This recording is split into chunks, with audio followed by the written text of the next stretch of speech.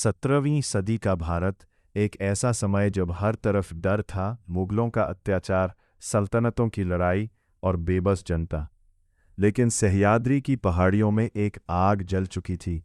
एक ऐसा योद्धा जो सिर्फ तलवार नहीं चलाता था, बल्कि लोगों के दिलों में आज़ादी की लौ जलाता था। उसका नाम था छत्रपति शिवाजी महाराज।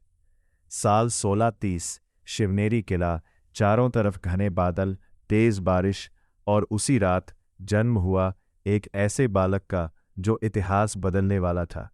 माता जेजाबाई ने अपने बेटे को गोद में उठाया और कहा, "ये बच्चा सिर्फ मेरा पुत्र नहीं, ये इस धरती का रक्षक बनेगा।" बचपन से ही शिवाजी अलग थे। उन्हें युद्ध की कहानियां पसंद थीं, लेकिन उससे भी ज्यादा उन्हें अन्याय से नफरत थी। माता जेजाबाई उन्हें रामायण और महाभारत की वीर गाथाएं सुनाती थीं, और उन्हीं कहानियों ने एक बालक के भीतर स्वराज्य का सपना जगा दिया। 16 साल की उम्र, रात का समय, कुछ मावले सैनिक और उनके बीच खड़े युवा शिवाजी। शिवाजी ने अपनी तलवार आसमान की तरफ उठाई। "हम किसी बादशाह के गुलाम नहीं बनेंगे। हर हर महादेव।" और यहीं से शुरू हुआ मराठा स्वराज्य का सफर। पहला लक्ष्य था तोराना किला।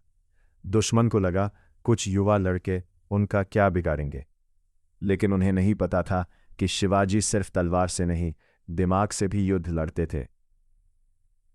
रात के अंधेरे में मराठा सैनिक चुपचाप किले में घुसे, और सुबह होते होते तोराना किले पर भगवा लहरा चुका था। "हम अपना स्वराज्य बनाएंगे, ऐसा राज्य जहां जनता सबसे ऊपर होगी।" सभी सैनिक एक साथ गरजे। शिवाजी की बढ़ती ताकत देखकर बीजापुर सल्तनत डर गई, और फिर भेजा गया एक ऐसा सेनापति जिसका नाम सुनकर लोग कांप उठते थे, अफजल खान। वो रास्ते में मंदिर तोड़ता गया, गांव जलाता गया। उसका सिर्फ एक मकसद था, शिवाजी को खत्म करना। फिर आया इतिहास का सबसे खतरनाक मिलन, प्रतापगढ़ का जंगल। दोनों अकेले मिलने वाले थे, लेकिन शिवाजी जानते थे ये मुलाकात मौत का जाल हो सकती है। उन्होंने कपड़ों के नीचे कवच पहना और हाथ में छिपाया वाघनख। मुलाकात शुरू हुई। अफजल खान ने गले लगाया और अचानक कटार निकालकर हमला कर दिया, लेकिन कवच ने वार रोक लिया, और अगले ही पल शिवाजी का वाघनख अफजल खान के सीने में धंस चुका था। पूरा जंगल गूंज उठा, हर हर महादेव।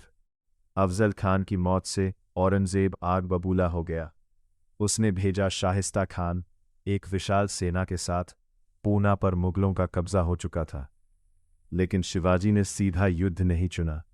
उन्होंने चुनी गनिमी कावा, यानी छापामार युद्ध। रात का समय, शादी का जुलूस, ढोल नाच, लेकिन ये कोई शादी नहीं थी, ये था शिवाजी का हमला। मराठा सैनिक महल के अंदर पहुंच चुके थे।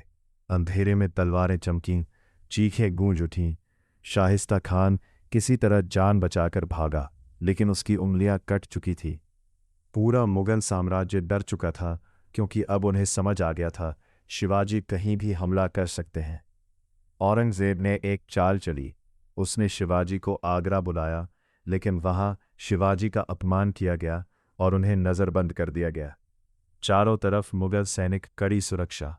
सबको लगा अब शिवाजी कभी नहीं बच पाएंगे, लेकिन शिवाजी हार मानने वालों में से नहीं थे। उन्होंने बीमार होने का नाटक किया और गरीबों में मिठाई बांटने के लिए बड़े बड़े टोकरों में सामान बाहर भेजना शुरू किया। फिर एक रात उन्हीं टोकरों में छिपकर शिवाजी और उनके पुत्र बाहर निकल गए। सुबह जब मुगलों को पता चला तो पूरा आगरा हिल चुका था। शिवाजी हवा बनकर गायब हो गया। सिंघड़ किला मराठाओं के लिए सम्मान का प्रतीक, लेकिन उस पर मुगलों का कब्जा था। तब आगे आए तानाजी मालुसरे। उनके बेटे की शादी थी, लेकिन उन्होंने कहा, "पहले कोंढाना का विवाह, फिर मेरे बेटे का।" रात में पहाड़ चढ़ना, रस्सियों से सैनिक ऊपर पहुंचना, और फिर शुरू हुआ भयंकर युद्ध। तानाजी घायल हो चुके थे, लेकिन वे आखिरी सांस तक लड़ते रहे। सुबह किला जीत लिया गया, लेकिन तानाजी शहीद हो चुके थे।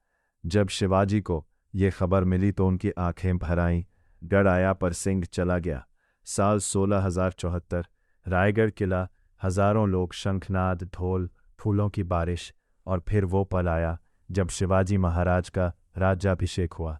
अब वे सिर्फ योद्धा नहीं थे, वे बन चुके थे छत्रपति शिवाजी महाराज।